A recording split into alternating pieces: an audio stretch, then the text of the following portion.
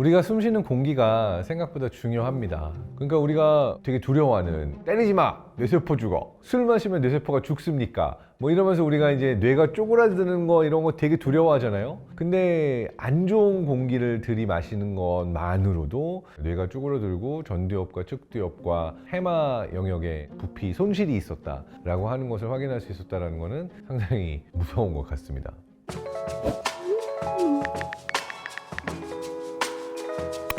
안녕하세요, 뇌과학 박사 장동선입니다.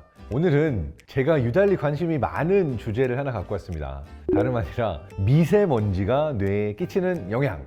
왜냐하면 제가 알레르기성 천식도 있고 호흡기가 유달리 약한 편이에요. 뭔가 오늘따라 찌부둥하고 오늘 컨디션 안 좋다 라고 그러면 항상 공기의 질과 상관관계가 있다라고 느꼈어요. 그러면 제 아내는 이렇게 말하거든요. 그렇다고 생각하니까 아팠을 거야. 그래서 확인을 해봤습니다.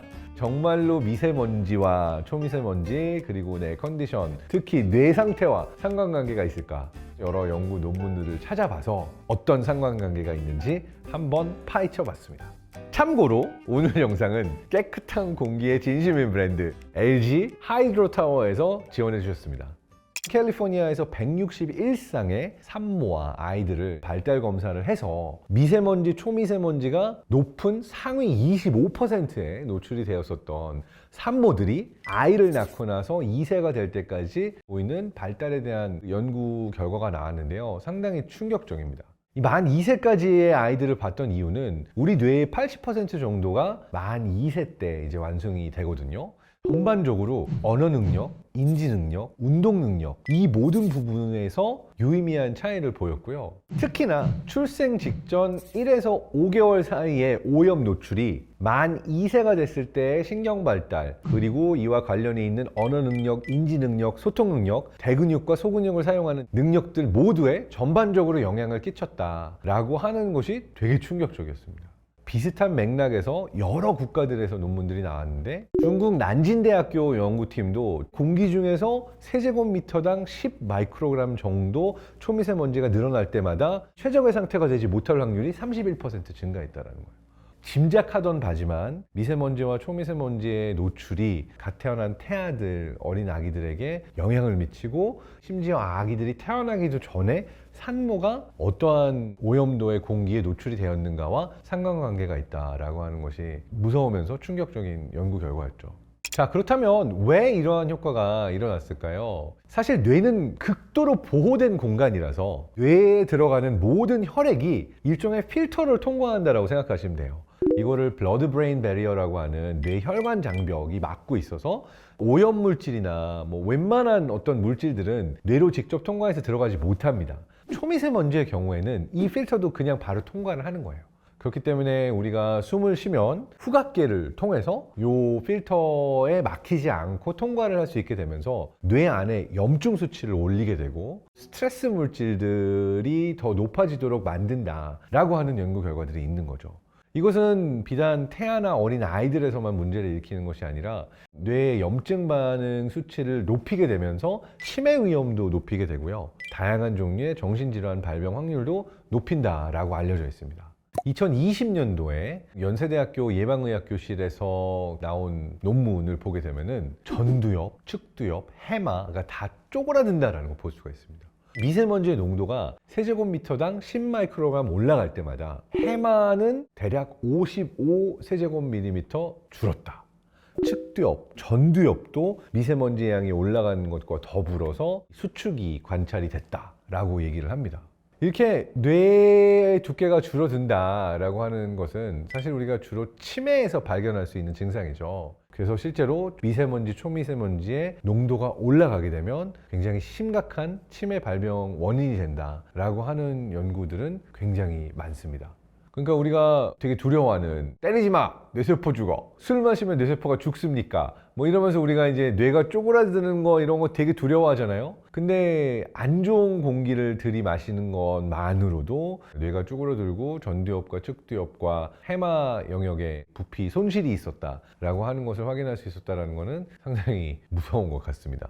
이 미세먼지가 우울증에 어떠한 영향을 끼치느냐, 대표적인 예로 우리나라의 건강보험심사평가원 이곳에서 2005년과 2009년 사이에 여러 케이스들을 종합한 연구 결과를 보게 되면은 세제곱미터당 36.7 마이크로그램 정도 미세먼지의 양이 증가했을 때 우울증 증상 때문에 응급실을 방문할 확률이 5에서 10% 정도 증가했다라고 하는 결과가 있고요. 불안장애의 경우에도 평균 초미세먼지 농도가 세제곱미터당 6.9 마이크로그램 정도 올라갈 때마다 불안 증세로 병원을 찾을 확률이 7% 정도 올라갔다고 합니다.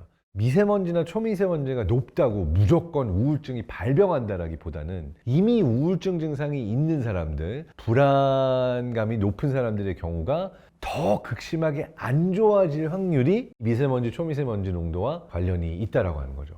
자, 그리고 우리의 사고와 우리의 감정에 지대한 영향을 끼치는 요인들이 있습니다.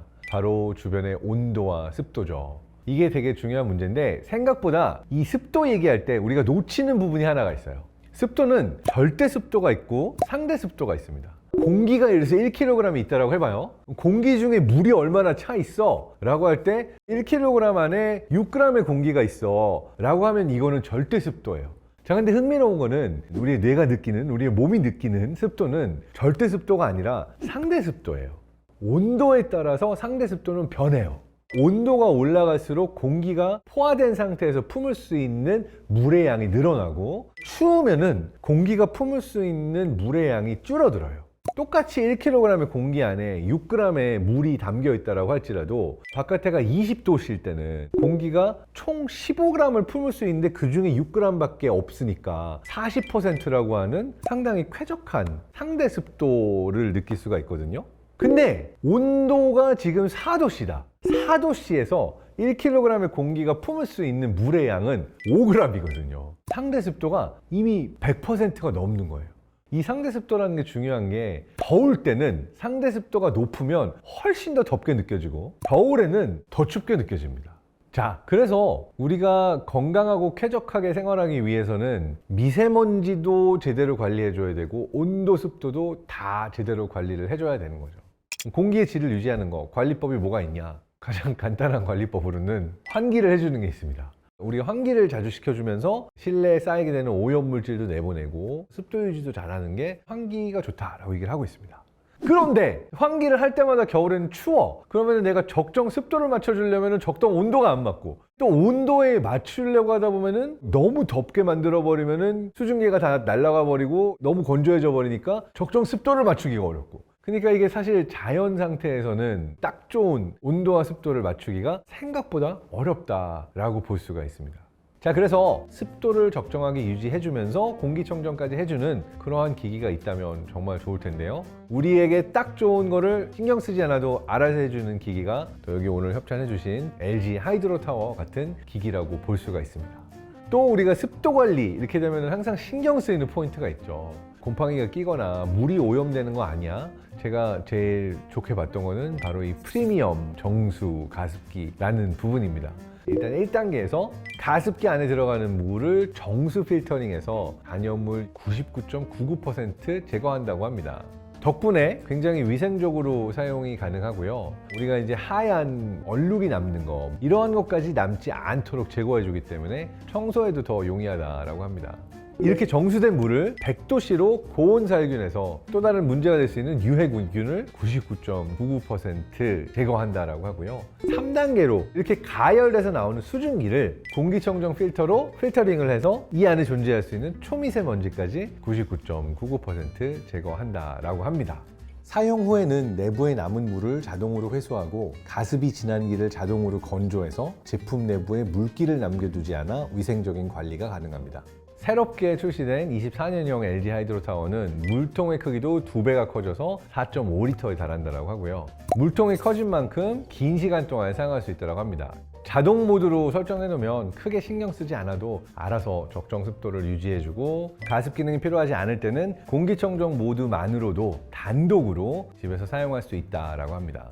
또 수분이 닿는 커버나 물통 등을 쉽게 분리해서 손으로 세척해가지고 쓸 수 있고 다시 장착할 수 있다고 합니다. 그래서 원하는 만큼 깔끔하게 관리해서 사용할 수 있는 제품이니까 굉장히 편리성이 올라간 제품이라고 보입니다.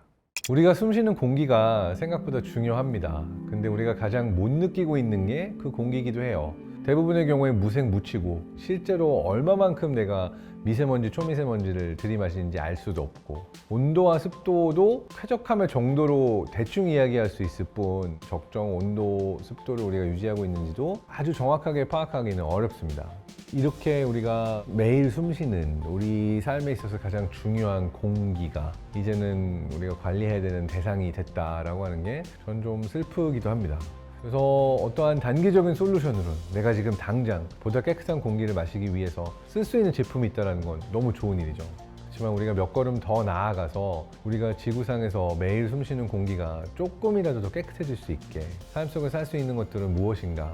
에너지를 절약하고 내 소비 습관에 있어서도 낭비나 버리게 되는 것들을 줄이고, 이러한 부분들에 대해서 생각해 볼 필요가 좀 있는 것 같습니다. 모두가 걱정하지 않고 깨끗한 공기를 마실 수 있는 세상이 오기를 바라면서 오늘 영상은 여기서 마치도록 하겠습니다. 감사합니다.